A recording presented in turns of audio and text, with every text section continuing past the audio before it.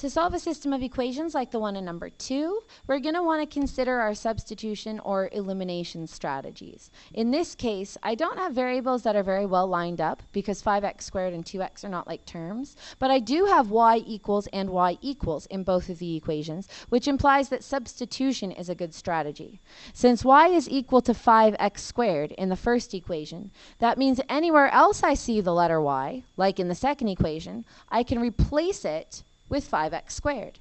So in the second equation, instead of y equals, I could write 5x squared equals 2x plus 3. So a basic substitution will at least get the ball rolling here. Now we only have one variable in the problem, and that's much easier to handle than two different variables simultaneously. Since I have a 5x squared, and on the right-hand side I have another x, the best move is to take everything from the right-hand side and move it over to the left so that everything is together.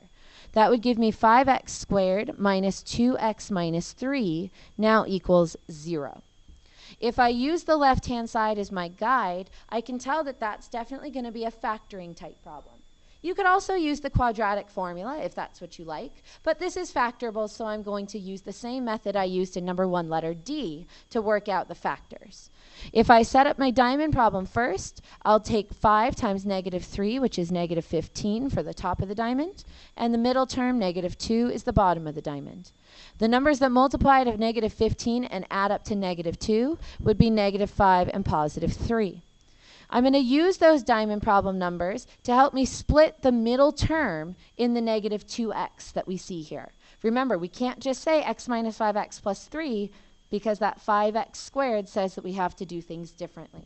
I'm going to keep the original 5x squared, but I'm going to split up the negative 2x into negative 5x plus 3x, followed by the minus 3, still equals to 0. So notice I just rewrote the original problem by splitting the middle term into two separate pieces using the diamond problem as my guide.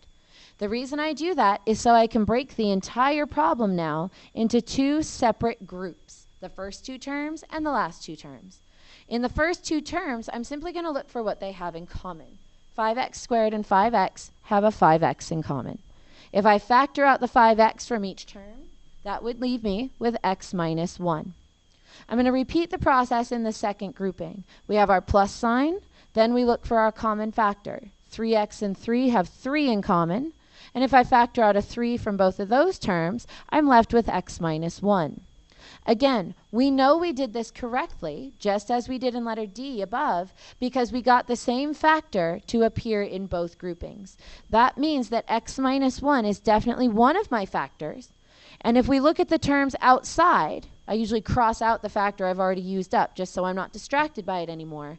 I can see that 5x plus 3 is still the outside, which means 5x plus 3 is my other factor. Now, of course, those two factors are still equal to 0, but we can utilize once more the zero product property, as we've used many times before. That means x minus 1 is equal to 0, and 5x plus 3 is equal to 0. If I solve the first equation by adding 1 to both sides, that would give me x is positive 1. If I solve the second equation, I would start by subtracting 3 on both sides. That would give me 5x equals negative 3. And then, of course, I would divide by 5, which gives me x equals negative 3/5. Now, I can't quite say that I'm finished yet, because remember, the solution to a system of equations is their intersection points. The solution should look like points with x comma y. Since we just found the x solutions, that means we know a little bit about both of the solutions to our problem. We know that if both points, both intersection points are solved, each of them is going to have its own x-coordinate. The first point would have an x-coordinate of positive 1, and the second point would have a coordinate of negative 3/5.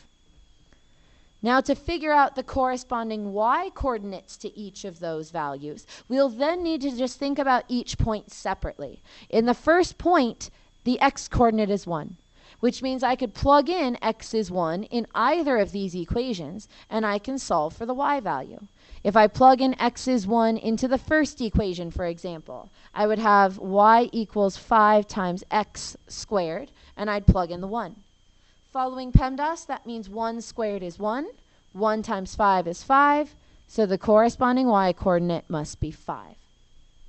I can do the same thing for the negative 3/5, although that one's a little bit more awkward just because it's a fraction. That's okay.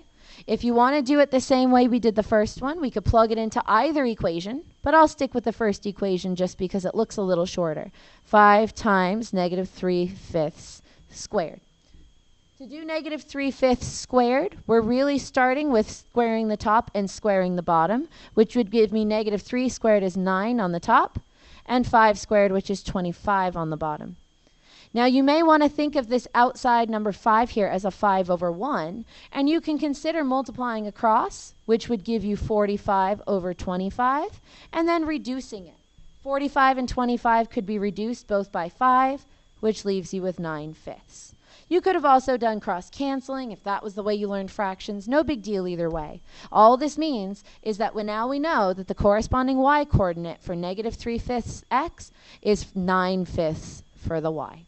That means our system has two solutions, 1, 5, and then, of course, negative 3/5, 9/5.